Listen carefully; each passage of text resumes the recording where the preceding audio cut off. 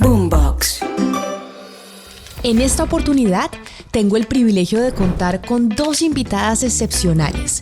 Madeleine Clavijo, cofundadora de Kushki. Soy fiel, creyente que esa cooperación entre hombres y mujeres es extraordinaria. A mí me ha ido muy bien trabajando con hombres, con mujeres también, pero históricamente he trabajado más con hombres. Y Ana María Prieto, directora del Departamento de Sistema de Pagos del Banco de la República.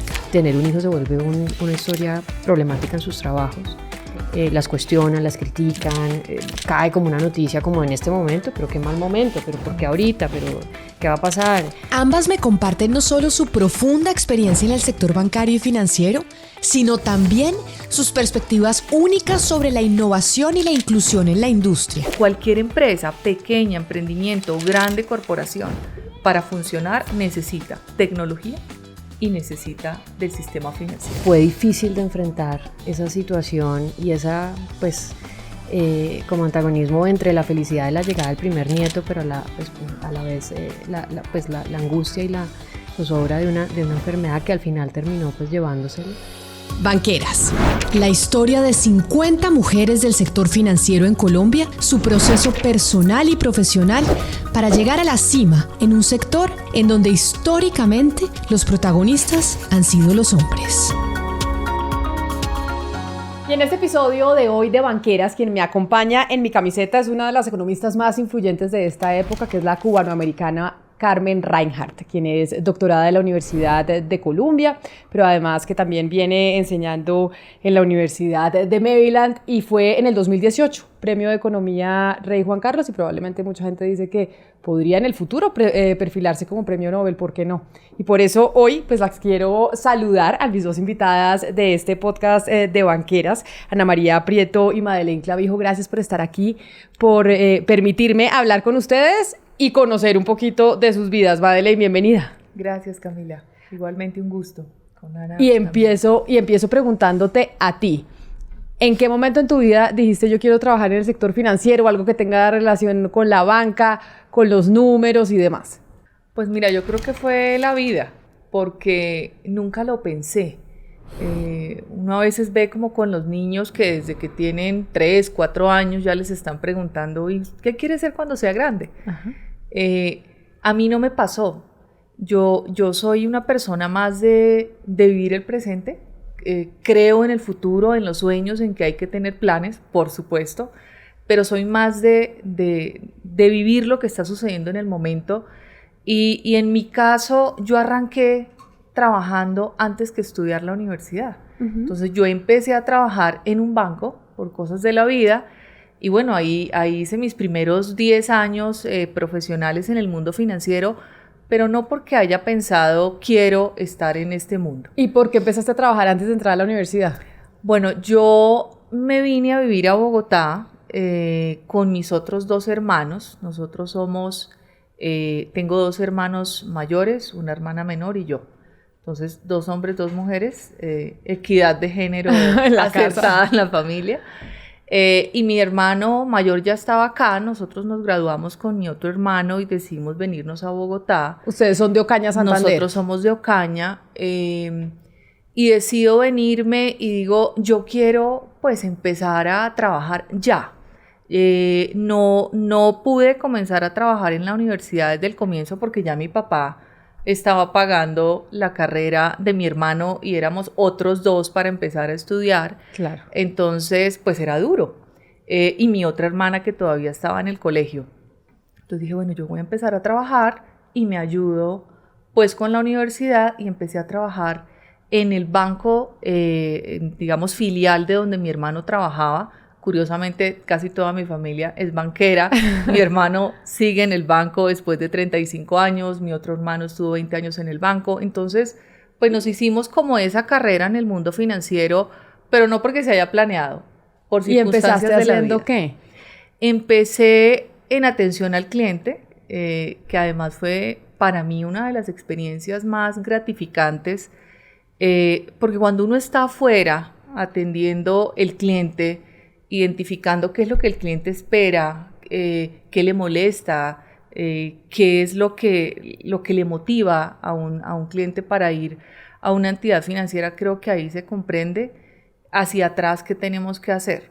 Y a veces cometemos el error en las compañías de empezar al contrario. Entonces, para mí fue una experiencia muy grata, crecí muy rápido allí. Yo empecé como asesora de servicio al cliente y rápidamente a los 6 meses ya era coordinadora de todas las asesoras que llevaban ahí 10 años. Claro.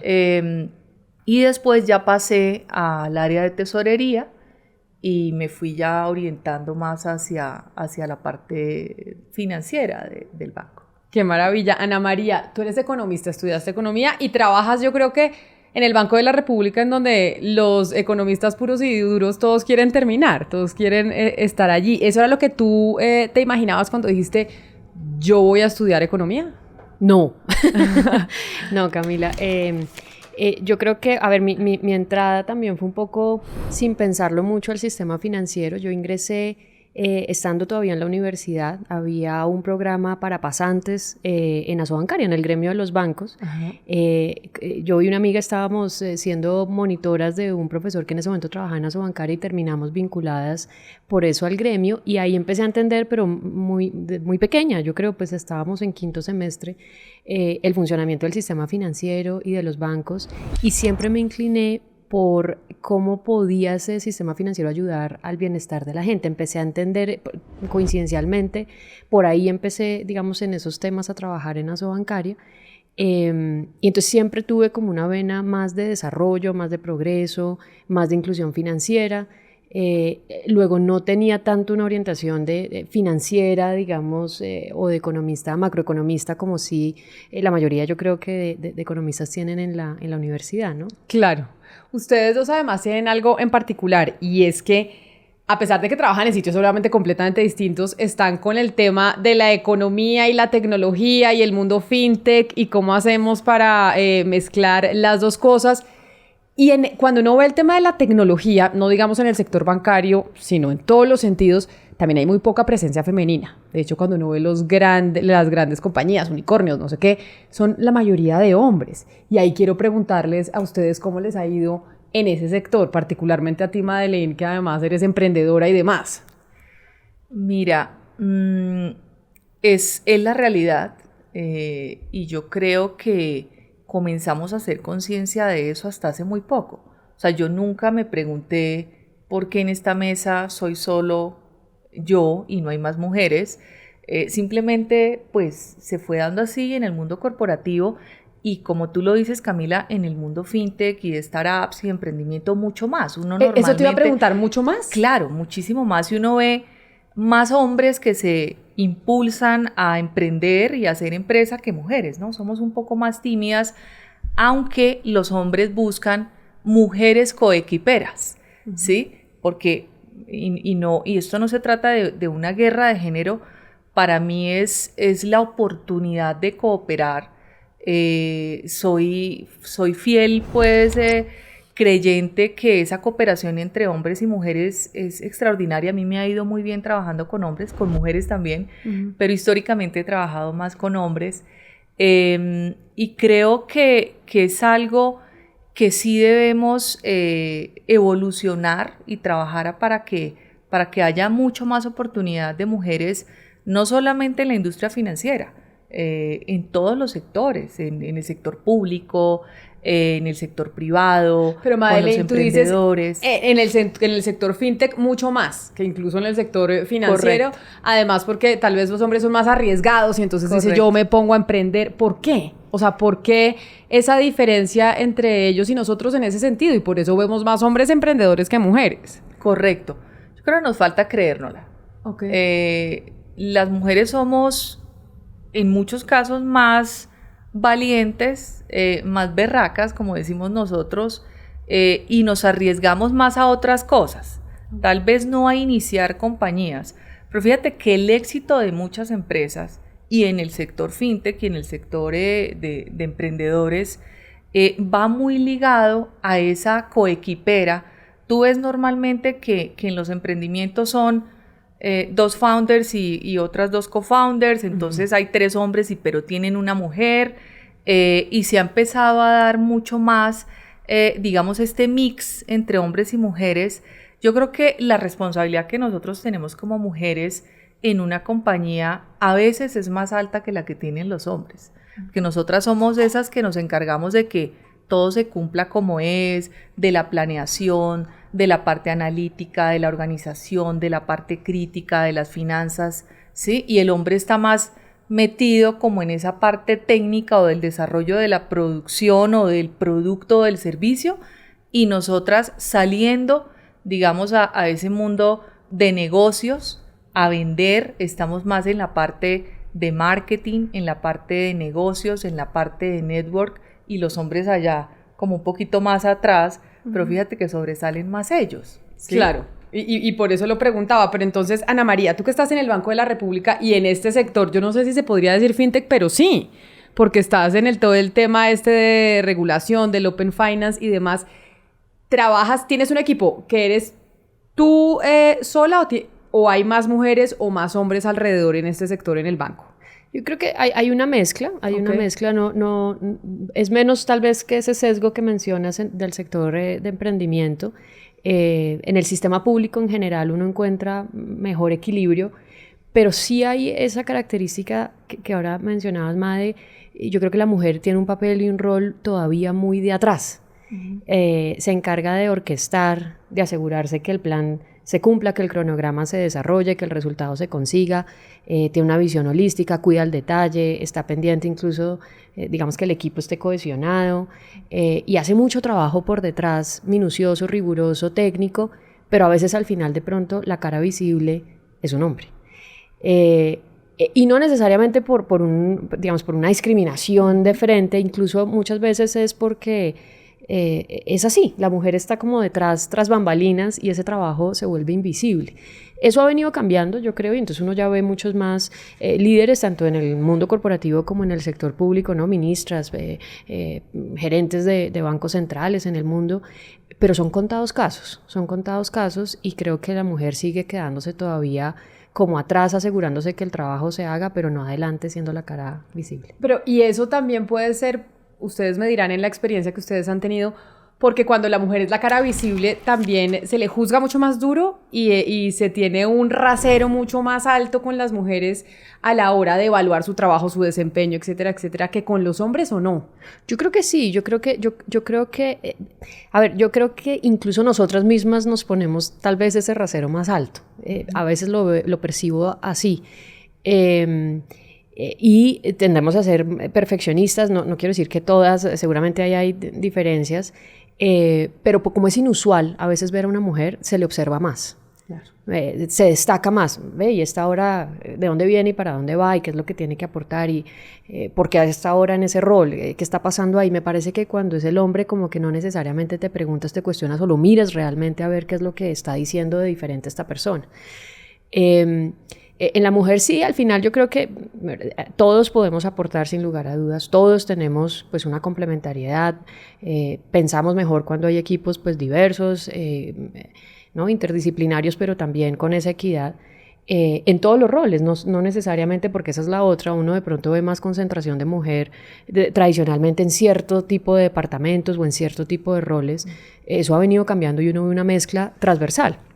Y yo creo que ahí pensamos mejor y somos más competitivos, sin lugar a dudas. Claro, pero entonces ahora les pregunto sobre su experiencia personal y te pregunto a ti, Madeleine. En ese proceso, digamos, tú dijiste, empecé a trabajar primero, después entré a la universidad por una pues coyuntura familiar.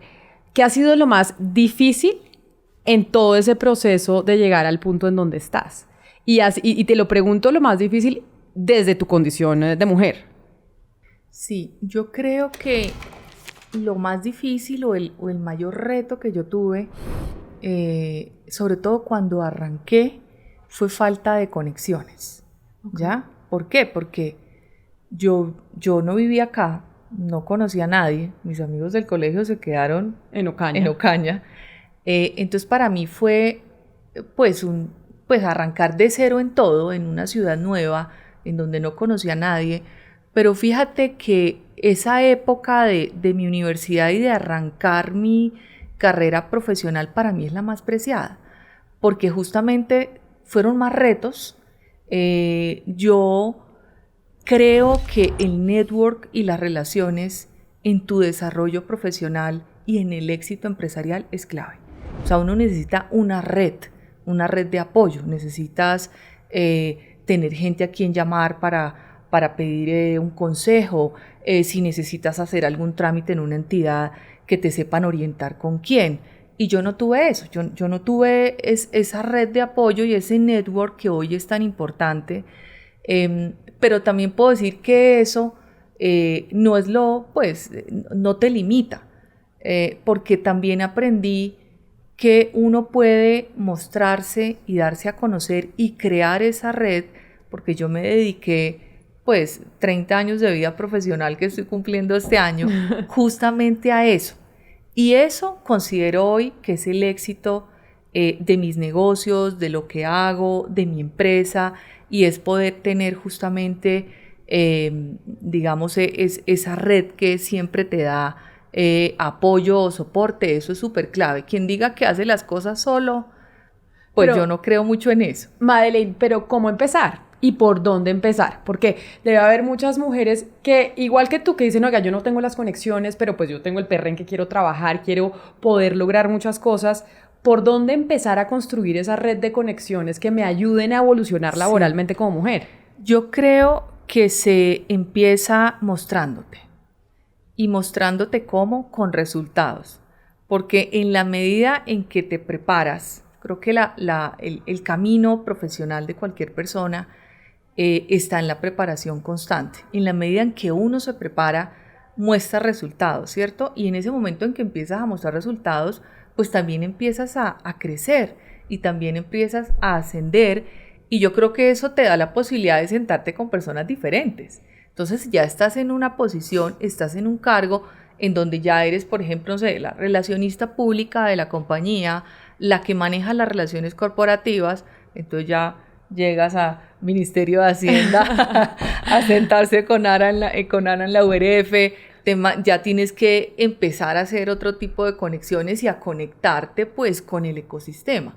Pero eso lo da justamente en la medida en que uno va avanzando en la carrera. Pero ahí le pregunto entonces a Ana María sobre cómo mostrarse, porque tú me decías ahorita, las mujeres pues somos las que hacemos mucho trabajo, estamos ahí tras bambalinas y al final el que termina mostrando los resultados por lo general pues termina siendo un hombre, todavía no somos tan visibles.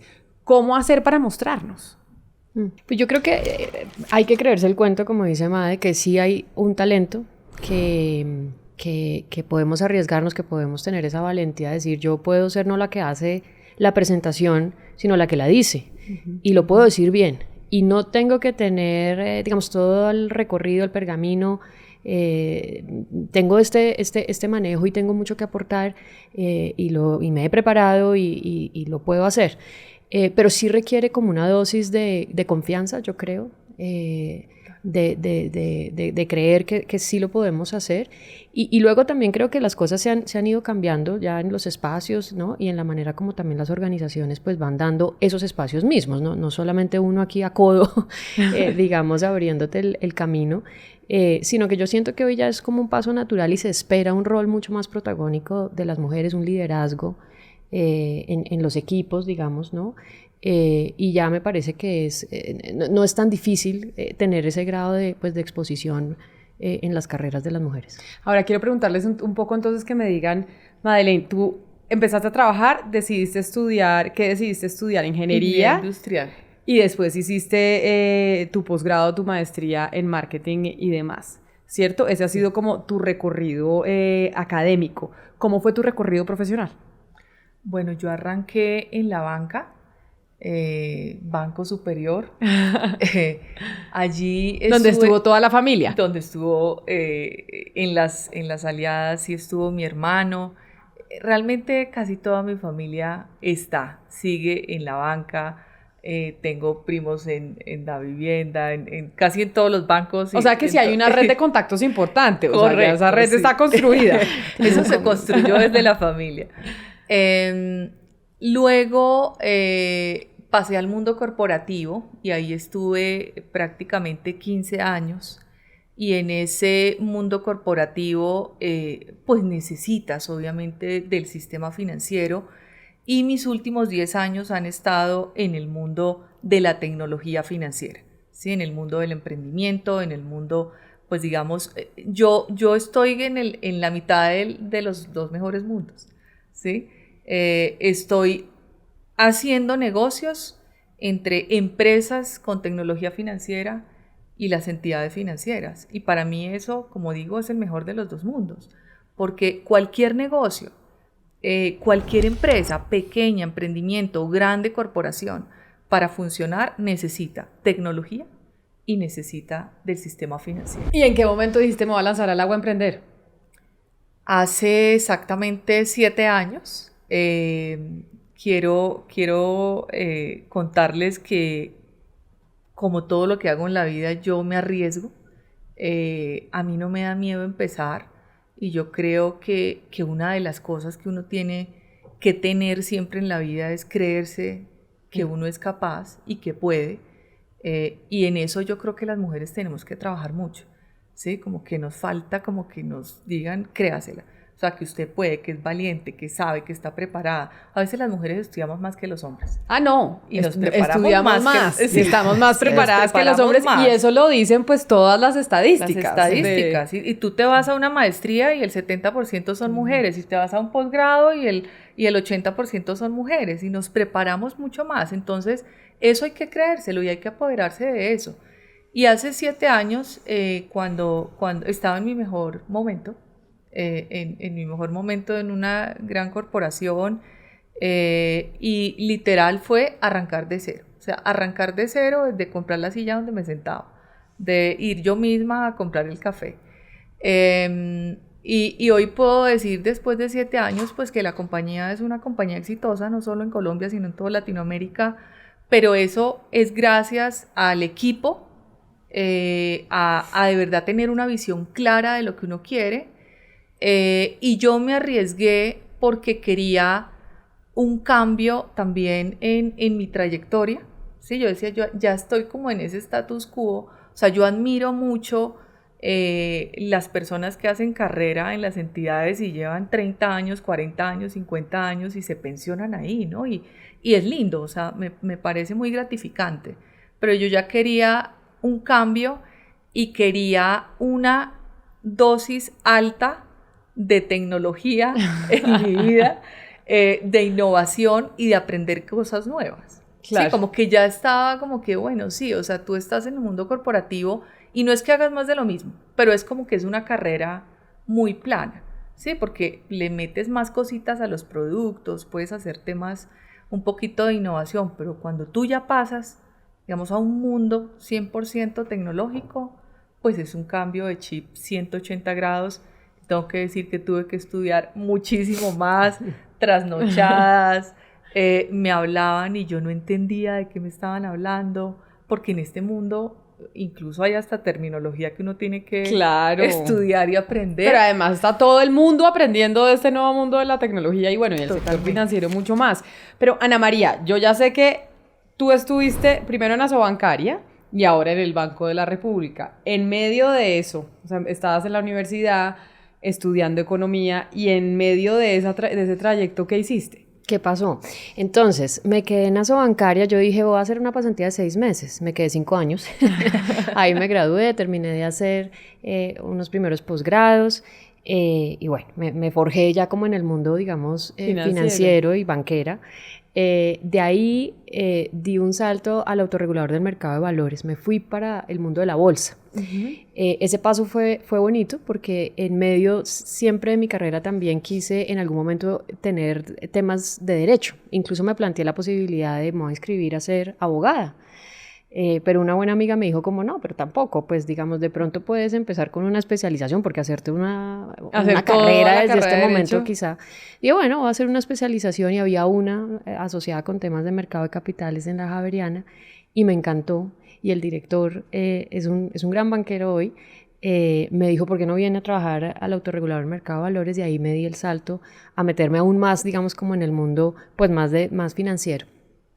Ahí estuve también 5 años aprendiendo mucho de bolsa, de mercado de capitales, de cómo se puede transformar todo ese ahorro en inversión productiva. Y ahí tuve un año yo siempre le digo el año bache porque quise darme como la oportunidad de irme a hacer algo completamente distinto. Y me fui a trabajar a Cifras y Conceptos con César. Hacer encuestas, ha sido el año yo creo más retador desde el punto de vista que cambié completamente el mundo financiero. Me fui a la calle a hacer encuestas y a aprender ese mundo de cómo se hacen preguntas. Y bueno, aprendí mucho de otras cosas, digamos, complementé de alguna manera la carrera. Y ahí me llaman a vincularme al Ministerio de Hacienda, a la Unidad de Regulación Financiera, nuevamente a volver al mundo regulatorio. Financiero. Yo me acuerdo que César siempre me dijo, usted va a volver al mundo financiero, estamos a meses de que vuelva, y efectivamente pasó. Y ahí me vinculé a la regulación. ¿Y esto era Ministerio de Hacienda de quién? ¿Quién estaba en el ministerio en ese momento? Era el ministro Cárdenas. Ajá. Y estaba empezando, Mae se acordará perfectamente, el mundo fintech, pero todavía ni siquiera sabíamos bien qué significaba eso, qué era, quiénes eran. A la oficina empezaron a llegar personas no de corbata, sino de tenis. Yo siempre me acuerdo, o sea, ¿esto qué significa?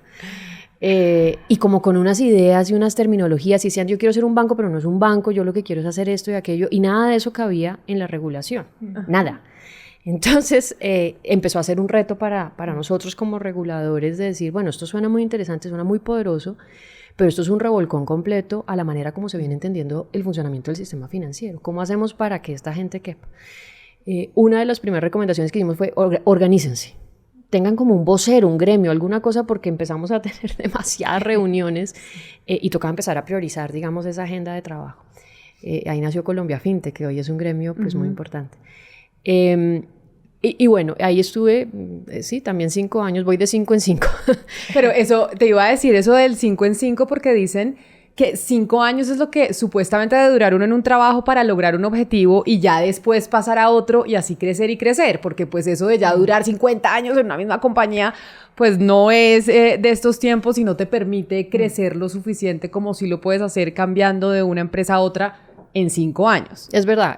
Y yo creo que en el sector público, la verdad es que si miras esa ventana de 5, eso pasó en un minuto. O sea, eso es el ministerio y bueno, en general todo la actividad pública es muy demandante. Siempre pasa algo, hay que atender cosas. Pero no te propusiste que fueran 5 años. No, o sea, no fue algo pasando, planeado, sino fue fortuito. Fue pasando. Ahí fui escalando, digamos, como en diferentes posiciones.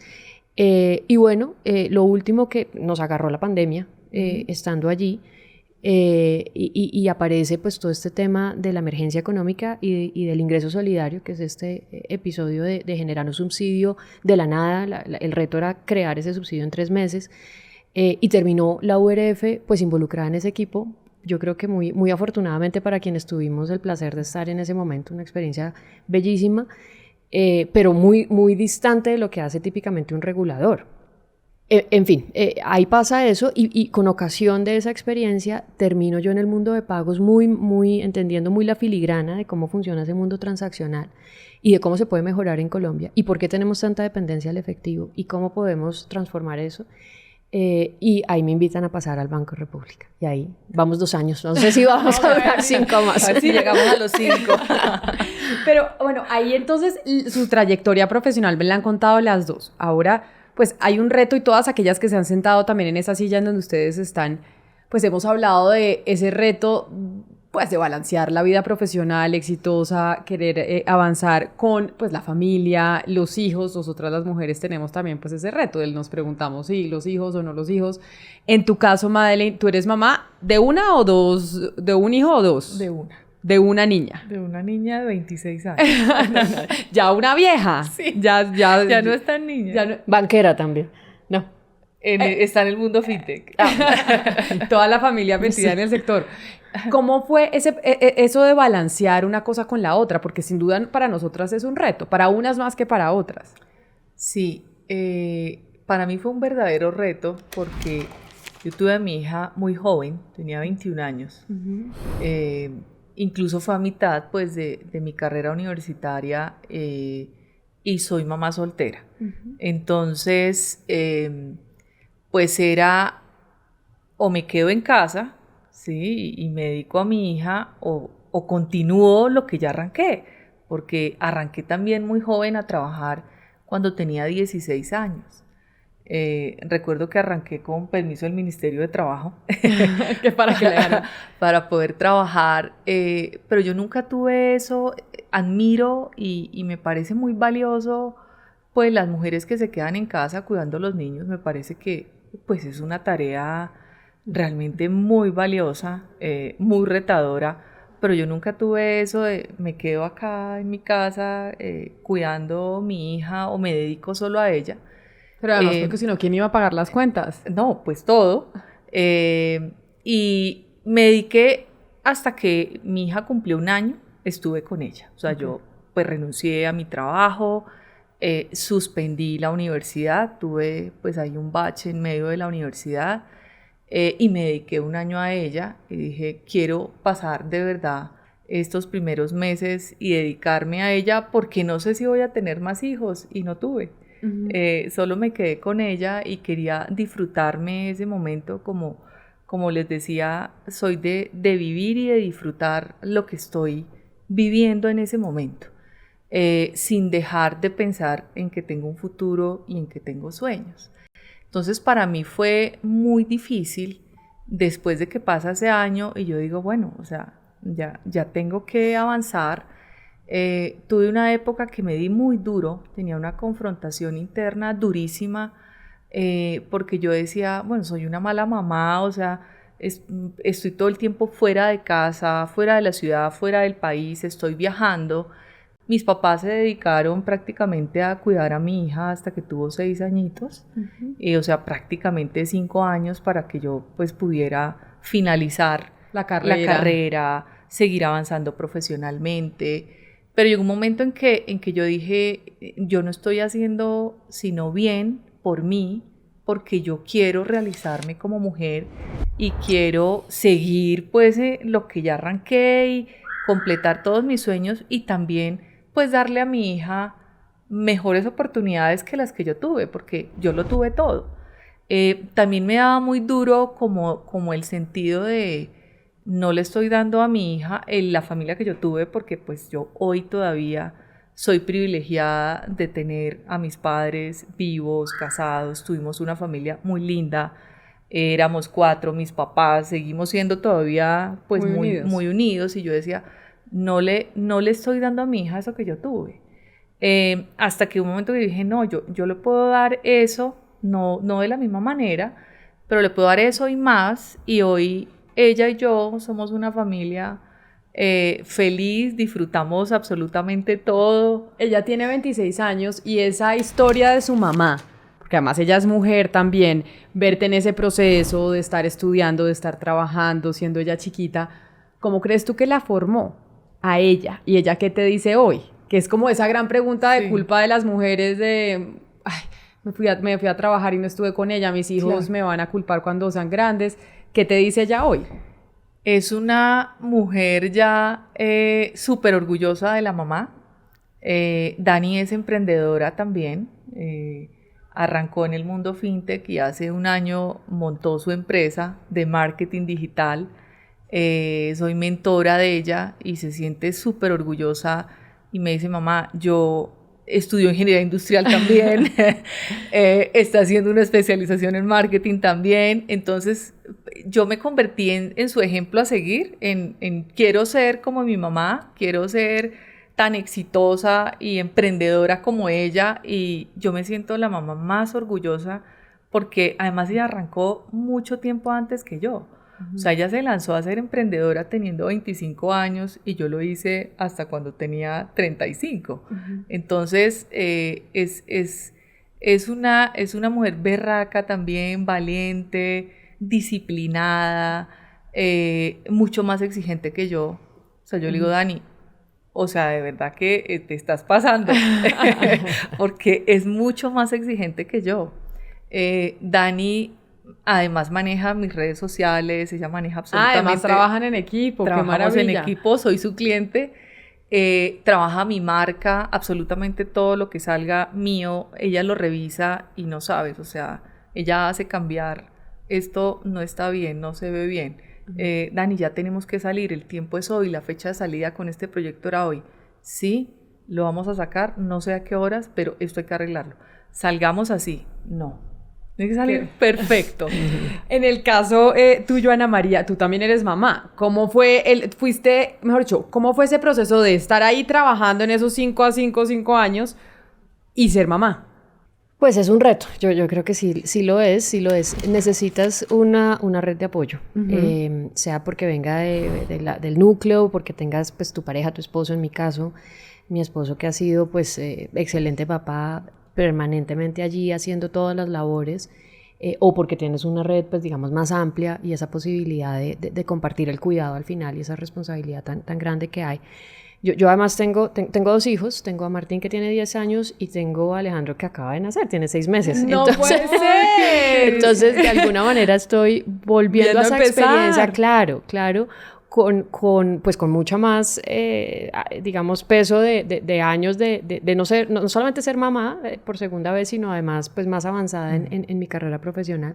Entonces me ha permitido como tal vez gozarme un poco más esta segunda maternidad. Siendo igualmente pues dura y exigente, yo creo que así uno tenga 3 y 4 hijos siempre será difícil hacerlo, pero sí tal vez uno más tranquilo y como con más pausa y más enamoramiento, digamos, de esos primeros meses y no tanta angustia como cuando uno es mamá primeriza que piensa que todo es angustiante y que si se va, que si respira, que si no respira, que todo lo estoy haciendo mal, en fin. Yo creo que es importante también tener un buen equipo en la oficina, ¿no? Al final y en tu vida profesional, que entienda que este es un momento muy importante en la vida pues, de las personas que estamos ahí, los colegas, y que tener un backup en la oficina con esa tranquilidad que tú te vas y dices aquí todo va a seguir bien, es muy importante. Yo así lo he sentido en las 2 oportunidades, ha sido así. He corrido yo creo con suerte porque la mayoría de las mujeres, yo asumo en este país y en otros lugares, tener un hijo se vuelve una historia problemática en sus trabajos. Las cuestionan, las critican, cae como una noticia como en este momento, pero qué mal momento, pero ¿por qué ahorita? ¿Pero qué va a pasar? Y eso genera pues obviamente mayor ansiedad y mayor angustia que la que ya de por sí hay. De hecho, estamos ahora en la mitad de este proyecto de montar un sistema de pagos inmediatos. Cuando yo conté que estaba embarazada, sí fue como ahorita. Entonces ahora me molesta, no, vamos a buscar la niña ahora, ¿no?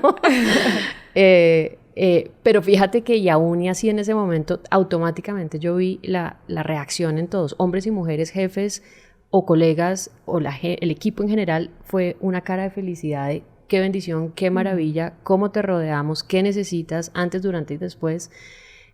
Ha sido muy bonito sentir eso y ojalá todas las mujeres en este país lo pudieran sentir. Pero mira eso que tú dices que tuviste y me parece interesante preguntarte, 10 años de diferencia entre un hijo y otro, 2 momentos de la vida distintos a nivel laboral, a nivel personal, de edad, incluso muchas mujeres se preguntan, bueno, ¿cuál es el mejor momento para ser mamá? ¿En qué momento no paro mi carrera? Porque eso no lo cuestionamos, me lo he cuestionado yo incluso. Sí. Digo, ¿en qué momento tengo un hijo para que esto no se me frene?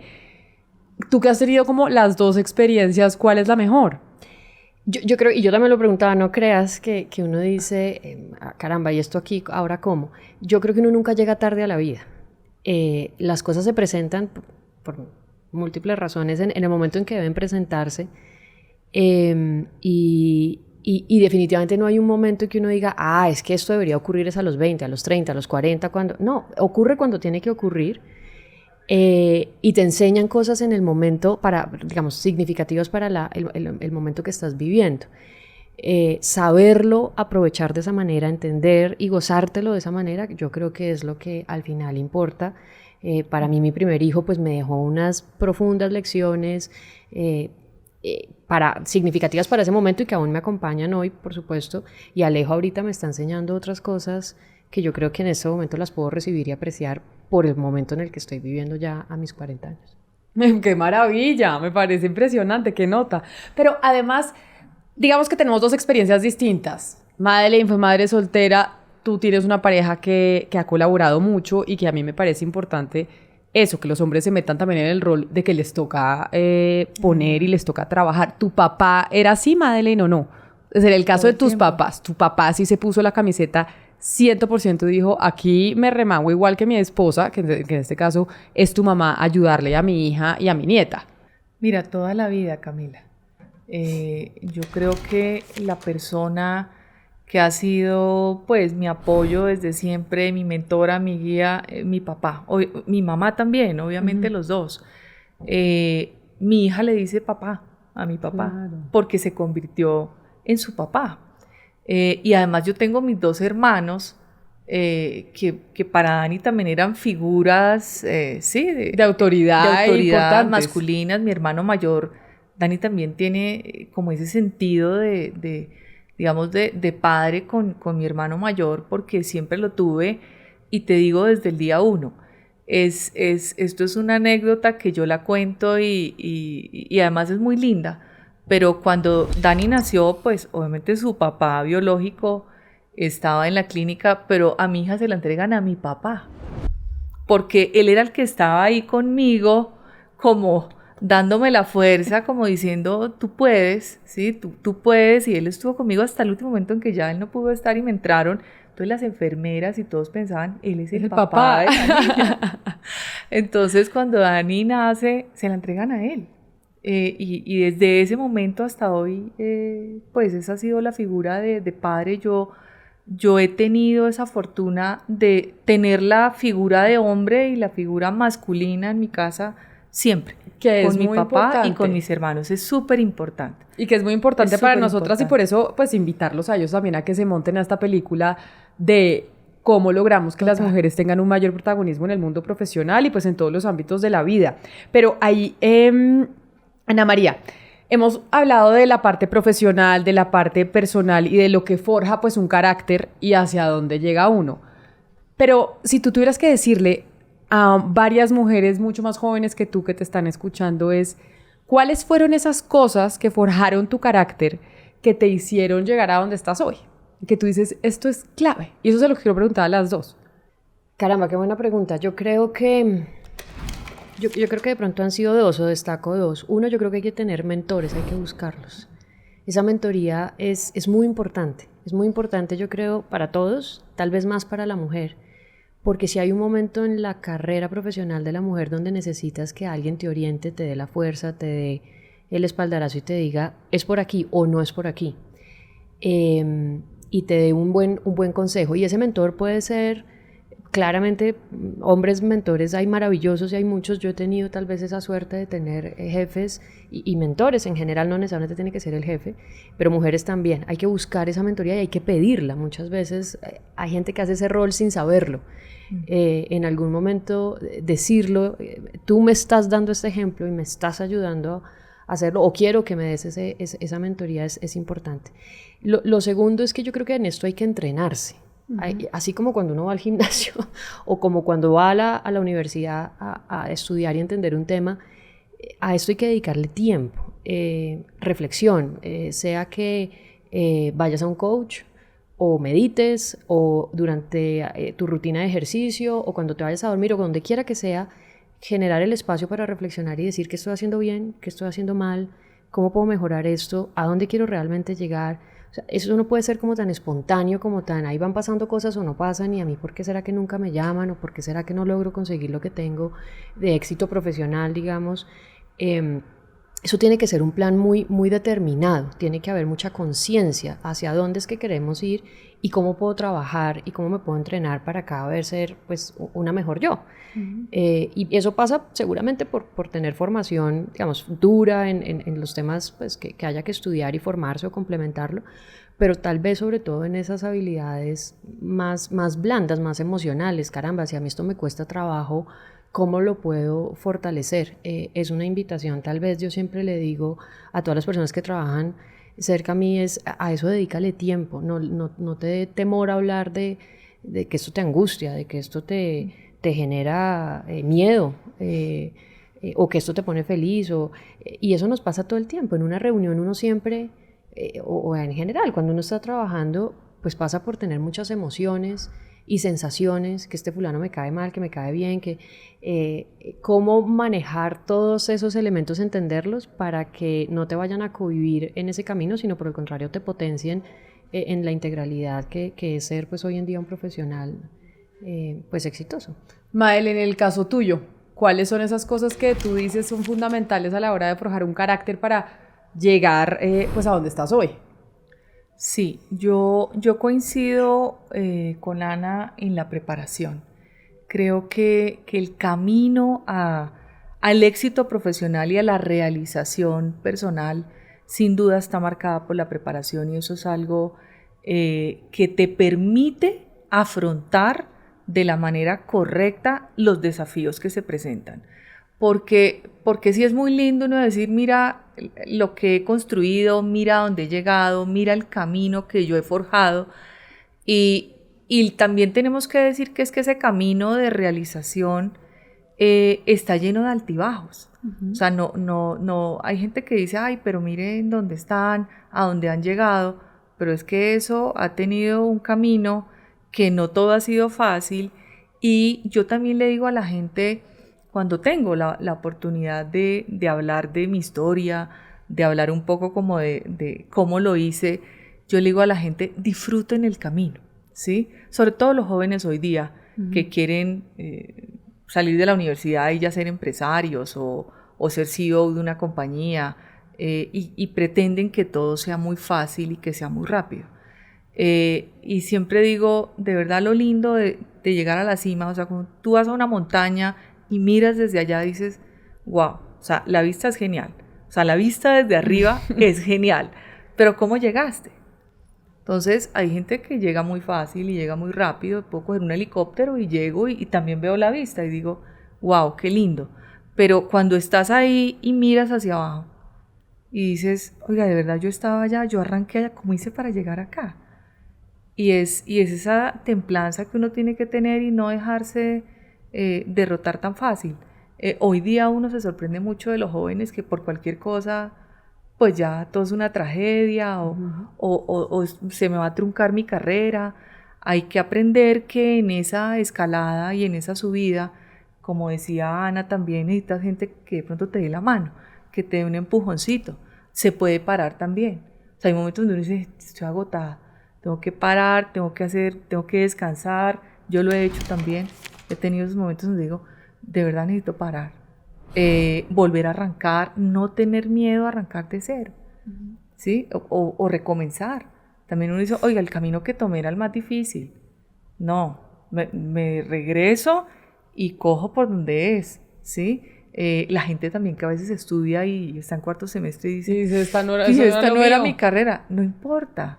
O sea, lo importante es que de verdad cuando tomen una decisión la tomen pues con esa seguridad, esa fortaleza de qué es lo que quieren y a dónde quieren llegar. Entonces yo creo que esas dos cosas, disfrutar el camino y saber que en el camino hay retos, que hay altibajos, pero que la vista desde arriba es genial. ¿Ustedes dos se conocían antes de estar aquí sentadas? ¿Se conocieron cómo? Nos conocimos justamente en el mundo financiero y sobre todo de pagos, porque yo tuve una época en donde Ana estaba justamente liderando todo este tema de la regulación de pagos, y en ese momento pues yo tenía el liderazgo de una compañía de pagos muy importante en Colombia, y bueno, ahí tuvimos varias sentadas, discusiones. Pero no sé si habían hablado de cosas tan personales, habiéndose conocido en el sector profesional, digamos, en la vida profesional. Ana María, ¿qué te gustaría preguntarle a Madeleine, o Made, como le dices tú, por eso preguntaba yo si se conocían, que yo no le haya preguntado y que a ti te parezca interesante e importante saber de su recorrido a nivel profesional y personal?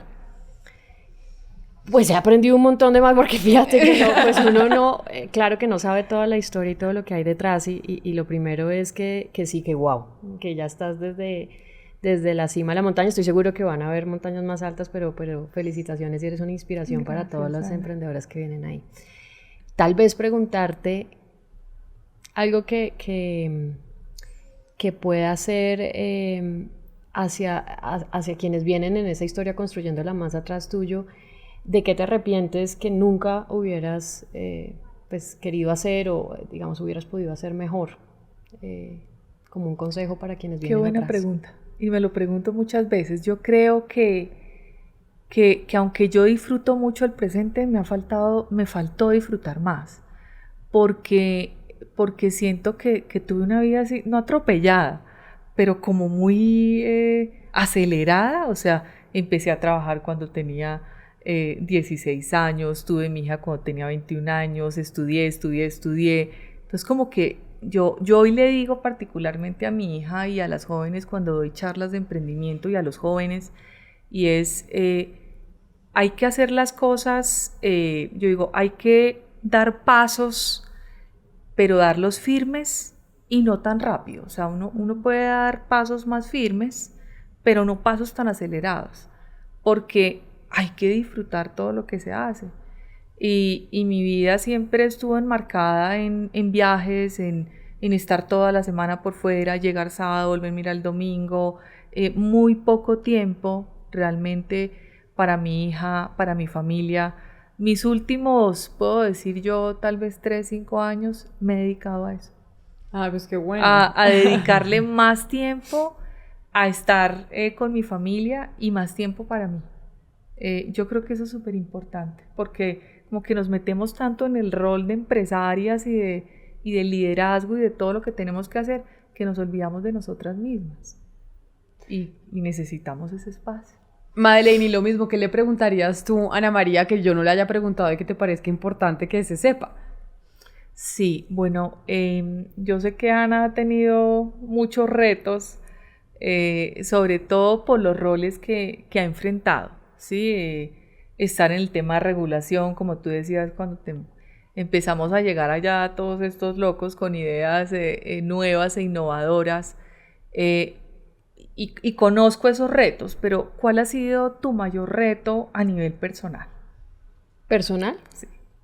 Mal. No, sin lugar a dudas, bueno, el reto personal fue la muerte de mi mamá. En un momento crítico, digo yo, porque mi mamá arrancó una enfermedad cuando yo tenía 6º mes de embarazo. ¿Del primer bebé? Del primer bebé. En un momento en donde, como tú ahora lo comentabas, pues esa red de apoyo de los padres y quizá pues ese linaje maternal ahí Claro.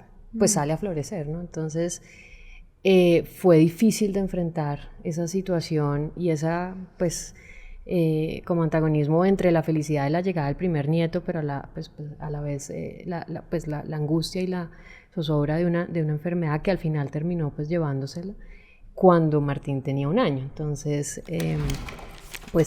sin duda, yo creo que es pues un reto, más que reto, un dolor profundo que siempre nos va a seguir acompañando, pero que al final también pues deja unas reflexiones de vida profundas para todos, del significado mismo de la vida, del significado de la familia, a eso que tú llamabas ahora de parar un momento y tener un equilibrio y asegurarse de que uno está disfrutando todos los roles con la proporción que tiene que tener realmente, porque la vida realmente es muy corta, y porque vale la pena disfrutar pues todo, no solamente enfocarse, digamos, en lo que uno cree que pues que de pronto te va a llevar a un éxito profesional, y siendo muy joven uno piensa que pues tiene que poner todo el tiempo allí, y yo creo que no, yo creo que hay que tener definitivamente pues un equilibrio y saber que dentro de poco, o no tan poco, pero quién sabe, de pronto no estemos todos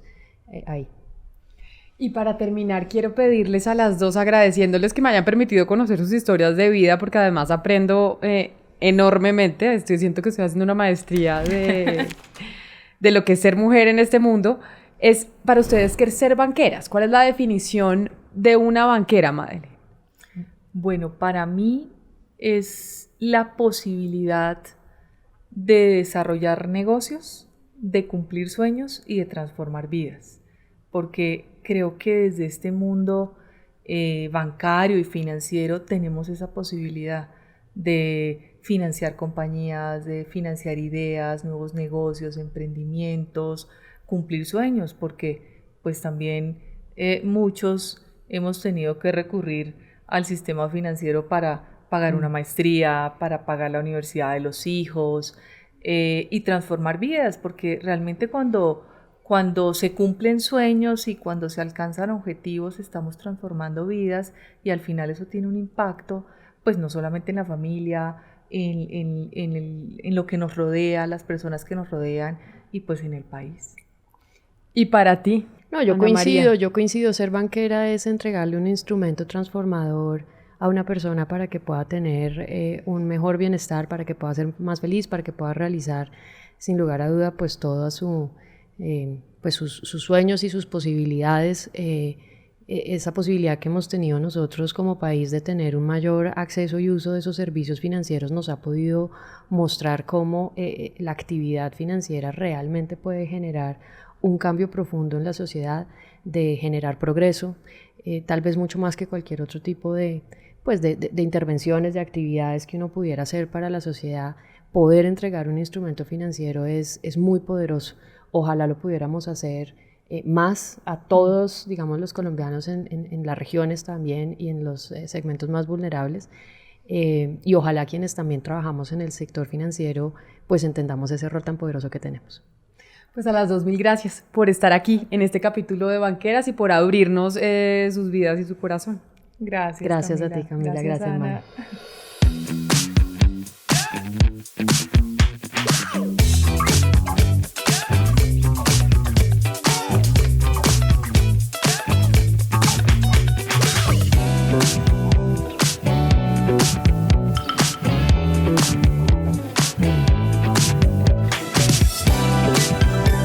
Asobancaria, acerca la banca a los colombianos. Boombox.